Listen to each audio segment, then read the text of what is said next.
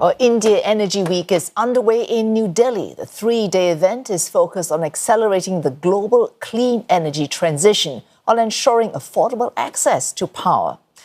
The exhibition is taking place at the sprawling Yashobhoomi Convention Center, where more than 700 companies are represented from around 120 countries. All this is happening at a time when there is some uncertainty about the push to find alternative and more sustainable sources of power, given the policies of the new US president. And CNA's Roland Lim joins us live from New Delhi. Roland, Indian officials making their commitment to expanding renewables and driving down emissions very clear.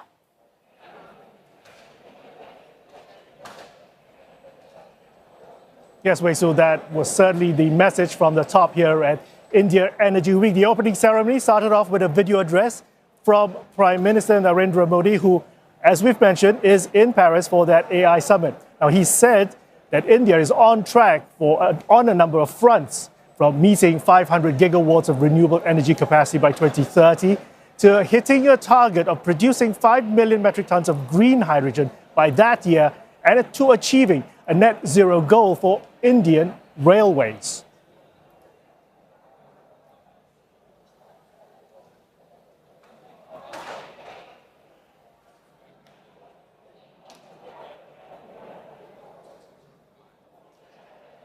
And shortly after Prime Minister Modi spoke, his Minister for Petroleum, Natural Gas, Hardip Singh Puri, well, he gave his views on how the energy transition needs to work, along with the UK Secretary of State for Energy and Climate Change at Miliband, who spoke on the energy transition being unstoppable. Have a listen. Climate change is no longer a looming threat. It is already here. It is unfolding in many grave disasters. Wildfires, floods, and record-breaking temperatures are clear reminders that the world is running out of time. I am a student of history. When I look back at the evolution of global energy economics, I recognize that the very notion of energy transition requires a very deep and nuanced understanding. It is not outright replacement, but more shifting the primacy of one energy source over another.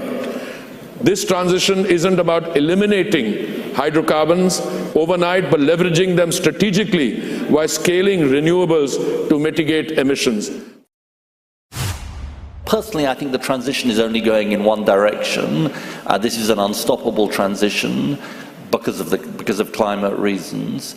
And the truth is that oil and gas will play an important bridging role, but if we exploit all of our fossil fuel reserves, we should just be honest, we're going to have temperatures not of 1.5 degrees, not of 2 degrees, but of 3 degrees, 4 degrees. And this is just a scientific reality that we have to face up to. And so it is about making, this only works, this transition, if we make the economics work, as well as making the long-term climate imperative work. It's about economics, it's about politics, it's about harnessing innovation and complicated technologies to change a very traditional entrenched energy system. There's just so many issues being discussed here, from expanding hydrogen, solar, wind power, to getting clean fuel for more than the 2 billion people who, by the way, still use dirty and deadly charcoal, firewood, and agricultural waste to cook.